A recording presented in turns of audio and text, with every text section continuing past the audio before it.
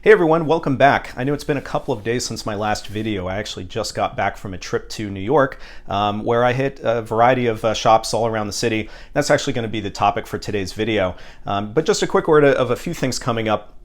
I've got some shootout videos, including Roy Brooks's Beat, which is put out by the Verve by Request label. I've got one for Pharoah Sanders' Karma, which is that title hasn't been released yet, but as soon as it is, I'll be covering that one. And then just because it's coming up towards the end of the year, I have a variety of sort of best of lists that I'm going to make into videos. So for example, best new music or new releases for 2022, best audiophile reissues. Probably will do one in terms of the sort of top acquisitions of the year, that type of thing. So stay tuned for that. If any of this appeals to you, please go ahead and hit the subscribe button as well as that notification bell so that you know when these videos are posted. So without further ado, I want to talk about my New York trip a little bit in terms of visiting some of these shops.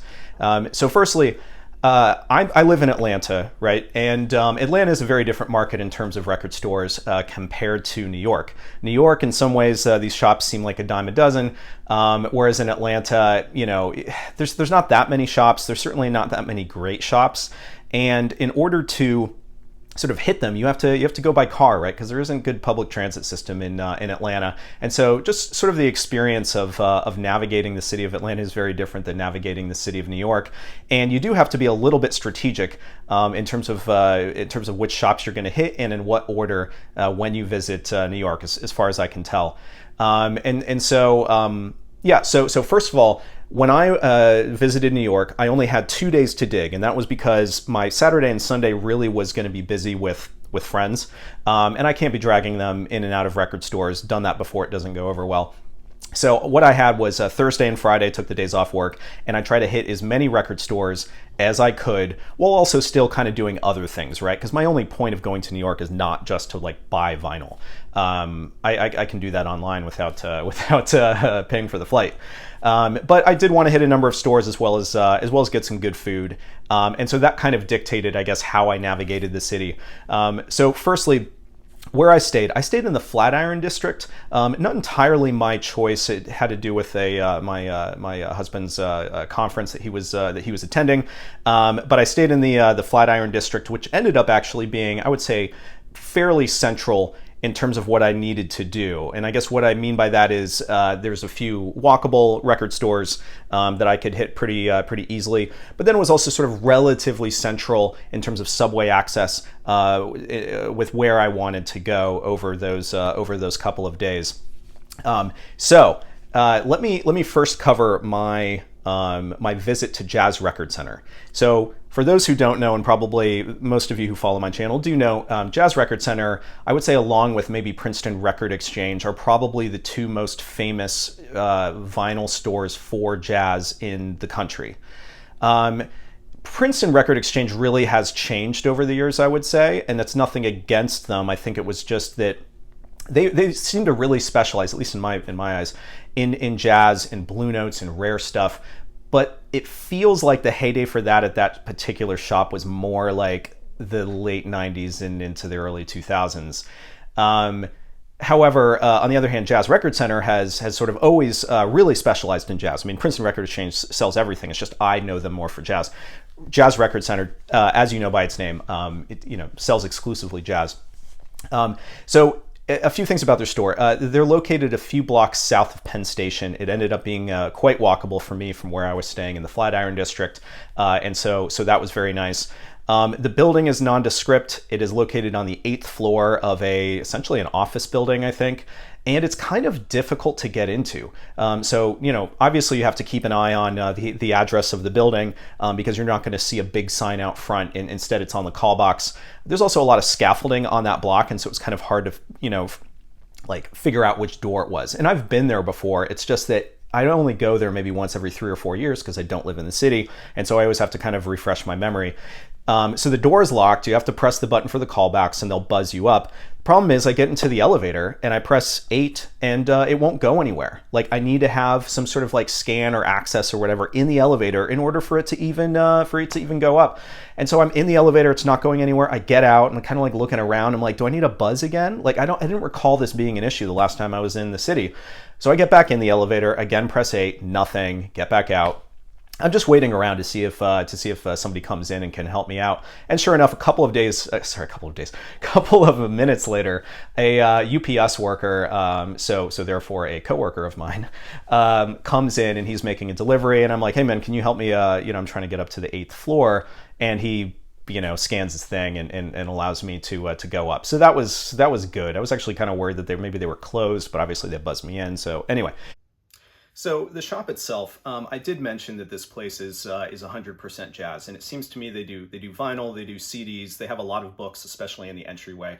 The place is owned by a guy named Fred Cohen, who's been there for a number of years, operating this store, and it really has become known as like the place to go for jazz. They've had kind of an interesting history, I would say, selling online. When I started collecting, they were selling on eBay. They didn't seem to have a good idea of the value of, at least the market value of vintage jazz records. And so oftentimes they would list something on eBay and you could get it for significantly less than what I would say the market price would be. The only kind of difficulty was that they also didn't accept PayPal. And I don't know if this is like a relic of like, how eBay used to be in this sort of like perceived, I don't know, sort of risk, I guess, of buying and selling, and if that carried over to PayPal, I don't really know, because in my mind, PayPal makes it a lot, it takes the risk away. But in any event, they didn't accept PayPal, and so there was a little bit of a barrier as well in terms of enticing buyers to want to buy from them on eBay. And so it was weird. You could always get stuff for like way less than the market value was. And at some point over the years, they ended up starting to allow PayPal, and then their prices also kind of went up more towards the market rate. And now, they command maybe near the top of the market when you buy on their eBay page. In store is a little bit of a different situation. When they get stuff in that they're not going to list online and that they have in store, I would say generally speaking, it is for less than market price. There's also some other interesting things, I guess, about their pricing strategy, where it seems like certain types of titles they tend to price higher, either right at market or maybe even a little above market, and then other types of titles they price much lower. So I always love going to Jazz Record Center. I always spend a lot of time there just because I feel the need to like look through absolutely everything. Because I'm rarely these days am I going into a shop looking for one specific title, because I'm probably not going to find it. So instead, I want to go through everything, see if there's anything I've never seen before, or stuff that I just don't have. And that was kind of the that was kind of my mentality going in. And Jazz Record Center doesn't disappoint. I always see things in there that I wasn't aware of, or that was like very low on my sort of radar. So always a fun stop. And let's kind of cover some of the records I picked up at Jazz Record Center, and then we'll go into some of the other shops, probably with a little bit less preamble. And I'll just kind of share some of the things I found in New York. All right, so the first title is Elvin Jones's Revival Live at Pookie's Pub. Interestingly enough, I was there on a Thursday, this past Thursday, and this title wasn't supposed to be put out until Friday.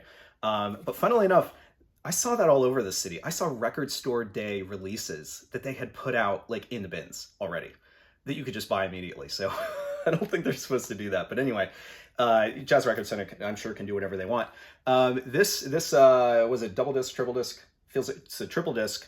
Was just put out, brand new release. I've heard some kind of mixed things, I guess, about the sound quality, but that they did the best they could for this particular title. But here's the thing: I don't really care. This is a live album by Elvin Jones during a great time period, 1967. So he had left Coltrane at this point, but he was doing really exciting stuff, and excited to hear this title. So the next one that I wanted to throw up is. This is one I think I was aware of, but it wasn't really on my radar. So Some Like It Modern by the Three Sounds. A lot of people associate the Three Sounds, obviously, with their Blue Note era, maybe with Verve titles, but this one happens to be on Mercury. I don't know really anything about this. I mean, I just thought, I generally do like the three sounds, and when it said Some Like It Modern, I'm like, oh, are they doing something different, or is it they're kind of what is it that people say they're kind of like, known for like cocktail jazz or something like that in a sort of disparaging way. I get that with some of their titles, but in others I find actually plenty to enjoy that is much more interesting. But anyway, excited to hear that one. This next one I've only ever seen in trashed, I've only ever seen trashed copies of this, and this one was quite clean and really the reason why I had to pick it up. Miserlou, is that how you pronounce that? By the Jimmy Neely Trio. This one may not be a familiar title to a lot of folks, and interestingly enough, this is actually a Prestige record. So True Sound is one of the later Prestige subsidiaries. You can see their logo right there. And I would say I associate True Sound with King Curtis. Some of King Curtis's later stuff was put out on this True Sound subsidiary. And anyway, this is by the Jimmy Neely Trio. Like I said, most of the time this is trashed, both in terms of the vinyl as well as the cover. I think that some of these are known for having recycled vinyl, but when I looked at this one, it didn't look like it was on recycled vinyl, and so I had to pick it up. So moving right along, this next one is interesting. I've been collecting for like a while, right? And I've been a completist with labels, and Prestige is one. I've never seen this cover. It was completely bizarre. And get this, not only did they have this, I think they had two, and then I saw another one of these at a different store. It's weird, like you just never see certain records, at least in this example, not this specific cover. Because I want to say that this is called like something like Willis Jackson, like Bossa Nova or something, and there's a completely different cover. This is a different cover version. They also rebranded it, and it is called Shuckin'. This cover is so much better. We'll see if that materializes in better sounding music. But anyway, Kenny Burrell, Tommy Flanagan, Montego Joe, and Roy Haynes. Can't mess with that lineup. Fantastic stuff. There's actually a few other folks on here as well. So anyway, yeah, excited to see this in this cover version, and fairly clean. So next one that I picked up at JRC is Jack Wilson's Innovations. Love Jack Wilson. I love his Blue Note stuff. He recorded for Vault. He recorded for Atlantic. I love all of his stuff. This particular one is on Discovery Records. I think he put out a few for that label, and I've never heard this one. I saw this copy for $12 at Jazz Record Center, and it is still sealed. I don't think it's ever been reissued, so that means it's a sealed original, which is great. And I'll certainly be opening it and playing it. So excited about that one. The last one that I picked up is a Three Blind Mice title. So Three Blind Mice is a Japanese label. Synonymous with quality. Every single one of these sounds like it's an audiophile edition, and funnily enough, they later made actually sort of more audiophile editions than the originals. But anyway, this is an original, The New Herd by Toshiyuki Miyama and The New Herd. Probably a live title, so you're not going to quite get the same kind of I suppose experience. Wait, maybe this isn't live? It says studio on the back. I'm gonna have to check that out. For some reason I thought this might have been in their live series, but maybe it's because I'm looking at them sort of set up on a stage like this. So anyway, generally speaking, when I see a Three Blind Mice title for a reasonable price, I pick it up because they all sound great. I don't even feel the need to preview them. They're all great. So that covers the titles I found at Jazz Record Center. I didn't get any. I think people have this association. You're going to be able to walk in there and find like 1500 series Blue Notes for like nothing. That's not the case. They for the most part they know what they have, especially for those rarer titles. But in any event, I was certainly happy with this stack and was able to pick up. I think how many of these are. Let me see if any of these are upgrades. I don't think any of them are. I don't think I have any of these. So that's great. I mean, this is all new stuff that I get to enjoy that I haven't heard before. So a solid trip to Jazz Record Center. All right, so after Jazz Record Center, I took my records back to the hotel, hopped on the subway, and headed out to Brooklyn. So I went to a couple of stores, and actually on the way I stopped in Chinatown for some dumplings, obviously. And then I got back on the subway and I went out to Brooklyn. So I went to, it's not Williamsburg. I guess is it East Williamsburg? I'm not the expert in like the neighborhoods and the lines that are drawn between them. And I'm sure I'm going to get a ton of comments, people saying, "Oh no, that's technically this or this." I don't whatever. But I think where I went to was East Williamsburg, and the first place I stopped was Human Head. Human Head is one of those shops that I think really has developed a great reputation. I've seen a lot of their stuff on Instagram, and a lot of people have talked them up, and so I had to stop in, and they didn't disappoint. It's a nice little shop. They actually had some really great stuff on the wall. I want to say they had a copy of like Dial S for Sunny, an original one. They had a copy of like Dave Bailey's Reaching Out. They had a lot of impressive stuff on the wall. I didn't grab anything off the wall because they were mostly titles that I already had, or they were just prohibitively expensive. But what I did grab was, first of all, Hank Mobley Straight No Filter.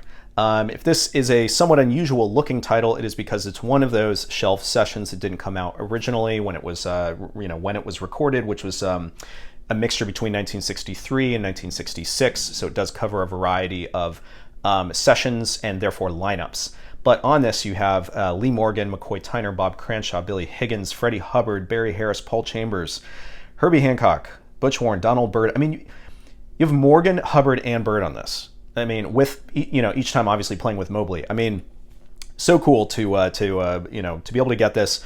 I don't think it's in the it's slated for any type of like Tone Poet release, but I think it has received a reissue in Japan at some point. Anyway, this one is from 1986. Haven't listened to it yet, but excited to hear it. Never heard the music.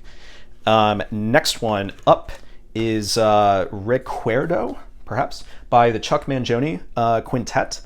I know that he doesn't have, like, say, the best reputation because of those god-awful covers for albums he put out in the 70s. But this is a relatively early one. It is on the Jazzland label. And you have, who do you have? You have Wynton Kelly on here, right? You have Sam Jones, Louis Hayes, and Joe Romano. I tend to like this early stuff. He's got this one where it's just him. He has one with his one or two with his brother on Riverside, I believe. So anyway, I've never owned a copy of this, and it was a white label promo. Had to bring it home with me. And then the third one that I grabbed was George Braith, Laughing Soul. I don't love all of Braith's work. I tend to prefer when he isn't playing instruments simultaneously or playing the stritch. And this one, though, I don't know. I think it was perhaps the lineup. You have John Patton and Grant Green playing with George Braith on here. You also have Ben Dixon. I'm excited to listen to this one. I do have some of his Prestige stuff, not Justice Blue Note stuff, and yeah, we'll see what happens. So after walking out of Human Head, I went, I think, what is it, like a couple of blocks south and maybe west. I went to Superior Elevation, so also in the East Williamsburg, or at least east of Williamsburg area, and I grabbed two ones there. One is Frank Foster's Basie is the Boss. Generally speaking, when it's like a former Basie crew or the current Basie crew, but they go out on their own and they make an album, that happens a lot, actually. There's some like earlier titles of like Joe Newman, who led some of those sessions. Anyway, generally I stay away because a lot of times they cover Basie material and it just doesn't feel like maybe as modern as maybe I would like. On this particular title, not only do you have a couple of guys that I was particularly interested in hearing, including Eric Dixon as well as John Young, but the material is either written by Foster or Wynton Kelly. You have an Esmond Edwards track here as well. So yeah, we'll see what whether this one is worthwhile. But I thought it was worth picking up, and it was like 50% off. They had marked it down. The next one is Pucho and the Latin Soul Brothers, Saffron and Soul on the Prestige label. Super clean copy, as far as I can tell. Never heard this one either. It was a blind buy.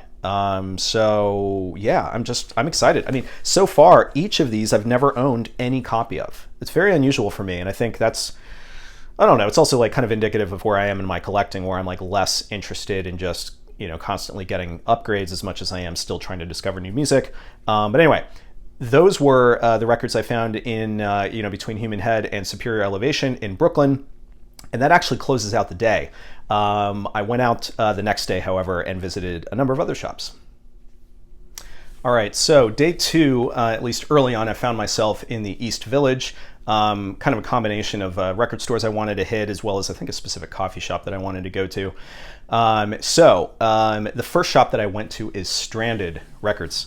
And I picked up actually a new title. It seems to me, somebody can correct me if I'm wrong, it seems to me they focus on new music, like new releases, rather and not as much vintage used stuff. And the new releases they get are actually pretty interesting. They cover not just the sort of traditional labels, like they're not stocking as much like Universal stuff, right? They're doing more of the smaller labels that are harder to get, copies of stuff. Maybe you'd have to order them directly from the label's Bandcamp website, or maybe they're being like pressed in Europe and you'd have to find somebody who has the rights to sell like an Acoustic Sounds or something in order to get them. But anyway, it was nice to flip through stuff and see just a ton of titles that I've never seen before. This one I had seen before, but I never had the opportunity to purchase it. And it is called Gideon Plays. So this is a extremely rare, this is a reissue. The original is an extremely rare title. I don't think it's ever sold on Discogs. They had to source this from a vinyl needle drop because the original tapes are lost. And so how that manifests itself is the sound quality isn't quite as great, but the music is just fantastic. So Matsuli put this out. That is the reissue label. Have a couple of other titles that they've put out. They kind of seem to specialize in kind of like Cape Jazz, or like in this case, this is a South African title, so Cape Jazz. It's just fantastic. And now everybody has the opportunity to hear this thing. Also seems to be like exceptionally well done in terms of quality. There's like tactile nature to it. The like insert is like really, really nice. It's like much more involved than like a typical insert. And everything just seems like really sturdy. Anyway, was excited to grab this one. That was the only one I picked up at Stranded, but again, I highly recommend that shop, especially for new stuff. The next one I went to was, let's see, where'd I go? I went to A1 Records, and just one title there, but was excited to see it. That was a cool shop. When I was there's a bunch of like boxes covering most of the jazz stuff, not covering like on top of it, but covering in terms of in front of it. So I couldn't even flip through a lot of it, which, whatever. I probably missed something hidden in there. At least that's what happens in my mind. I'm like, what did I miss? Anyway, what I did get was Sonny Chris's Up and Away. Really clean, in shrink. Good, great lineup on here. And I've mentioned recently, maybe not in a video, but on Instagram, Sonny Chris is just super underrated. He's one of those guys who was influenced a lot by Charlie Parker. He plays alto, but he's just phenomenal. Every album that he put out sounds incredible. He was so good. So I don't think I've ever owned a copy of this. So was excited to see that at A1. The next one I hit was Academy Records. Went to their 12th Street location. I want to say they have an 18th Street location as well, but I went to the 12th Street one because it was felt more walkable, right? I was doing like 25,000 steps a day, so eventually walkability kind of sort of crept up on me. But anyway, I went to Academy. Really excited to see Wayne Shorter's Supernova. I have had a copy of this, but I've never had a original copy of this. I've had like the blue and black label. This is the blue Liberty label. Really clean cover too. Like I feel like I always see these with ringware all over it. So was excited to see this. Can't wait to spin this one. So that was my East Village experience, and the last two was actually, I think that evening, found myself in Greenwich Village, and it was late. We had already had dinner. I was going to bars and stuff, and I ended up being the guy walking around in bars with like, a couple of vinyl records tucked under my under my arm for the rest of the evening. But I went into a Village Revival.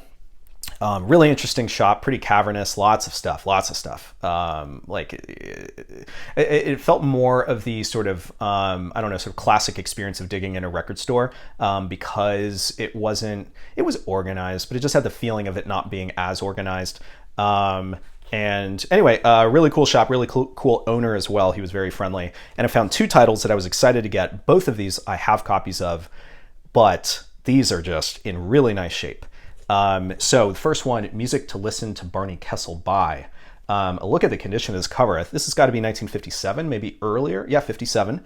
And on Contemporary Records, which always sounds great. There's a great lineup here. But yeah, again, like I think what sold me on this thing is like just how beautiful the copy is. It's like $12 or something. And then the last one on the entire trip, but a good one. I love Chris Connor. Check out my previous YouTube video if you want to hear more about that, because I have a whole video about her first 2 releases. But what I found was Chris in person, in stereo. Never owned a stereo copy of this. This was super clean as well, so I had to grab it. Also, this was recorded at the Village Vanguard, and on let's see, Thursday night, was it Thursday night or Wednesday night? Thursday night, I went to a Vanguard show, and so it felt appropriate that I should find some music, an old vintage record that was also recorded at the Village Vanguard. So those are my acquisitions from this New York trip. I know I missed a ton of shops. I know I did. Last time that I was in New York, I spent all of my record shopping time in Brooklyn, and I went to a ton of shops out there. A lot of like small ones too, and it was great, and I came away with a bunch of good stuff. This time I focused more of my energy in Manhattan and in a couple of areas. And again, my whole trip was not just for buying records. I ended up getting a stack because I often do. It's something I like to do: walk around the city, pop into to shops to get some food or coffee or whatever, or beers, and then kind of mix it in with some record stores. So anyway, I know I couldn't hit them all. Already in retrospect, I was like, oh man, I forgot about Face Records in Brooklyn. I really should have gone there. But it just is how it is. And you can't hit everything. And especially when you're going into the city with other people and you're kind of dependent on them having a good time as well. You can't hit everywhere. So I guess in closing, I still think New York is a great place to dig for jazz records. You'd think that it had been picked over, but that's not the case. These stores continually get new stuff because so much of this music seemed to stay in or around the New York area because that's where these musicians were playing, and presumably the audiences were buying a lot more in those areas too. It's always interesting to me to see what titles pop up more frequently in New York versus elsewhere. So a good example is that Willis Jackson Shuckin'. Never seen that cover before, and yet I saw 3 copies while I was in New York. Another one is Ted Kurson's Atlantic title. I forget what it's called. Maybe like the new something. I forget. Anyway, I have a copy of it, but you rarely see it here in Atlanta. And I saw there were 3 stores that each had a copy of that title. So it's kind of interesting to me. Obviously, it could be a coincidence. As soon as you see something, then you feel like you see it more often, right? But yeah, it did seem to me that there were certain musicians or certain titles that I just kept running into when I was in New York, and I just thought that was interesting. It kind of shows that maybe distribution was a little bit different. Maybe certain titles are more prevalent in certain parts of the country. And so you come across them more frequently. But I suppose that's one of the benefits of leaving your hometown and going and trying to dig elsewhere. So it was a little difficult bringing all this stuff back, especially because I flew Spirit. I had like the bag of records almost behind my carry-on because I didn't want to pay $60 to have to check something, and you can't have multiple bags. But ended up very surreptitiously getting them on the plane. And no worries there, bringing all these titles back unscathed. So thanks for hanging in with me. Hope this was interesting. I don't often cover do videos in terms of just acquisitions, but like I said, got a couple of shootouts, a couple of other top 10 type lists coming up. So once again, please go ahead and hit subscribe so that you can check out that content when I post it, and I will see you next time.